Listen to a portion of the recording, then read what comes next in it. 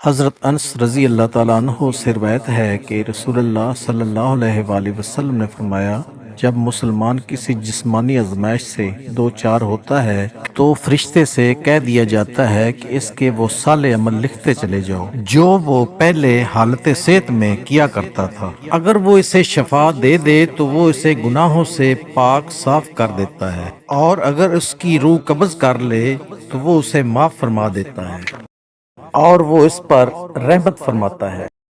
حضرت ابو ہریرہ رضی اللہ تعالیٰ عنہ بیان کرتے ہیں کہ حضرت ابو ذر رضی اللہ تعالیٰ عنہ نے کہا، اے اللہ کے رسول، یہ مال و دولت والے تو اجر و ثواب لے گئے اور ہم خالی رہ گئے۔ وہ نمازیں پڑھتے ہیں جیسے کہ ہم پڑھتے ہیں، وہ روزے رکھتے ہیں جیسے کہ ہم رکھتے ہیں، اور ان کے پاس زائد اموال ہیں جو وہ صدقہ کرتے ہیں، لیکن ہمارے پاس نہیں ہے کہ صدقہ کریں۔ رسول اللہ صلی اللہ علیہ وآلہ وسلم نے فرمایا، ابو ذر، کیا میں تمہیں ایسے کلمات نہ سکھا دوں جن سے تم اپنے سے آگے بڑھنے والے کو پالو اور پیچھے رہنے والے تمہیں نہ پا سکیں، الا یہ کہ کوئی تمہاری طرح عمل کرے؟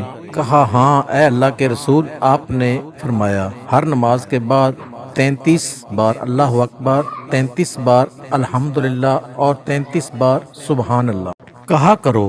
ان کا اختتام لا الہ الا اللہ وحدہ لا شریک لہ لہ الملک و لہ الحمد وہو علی کل شیء قدیر پر ہو۔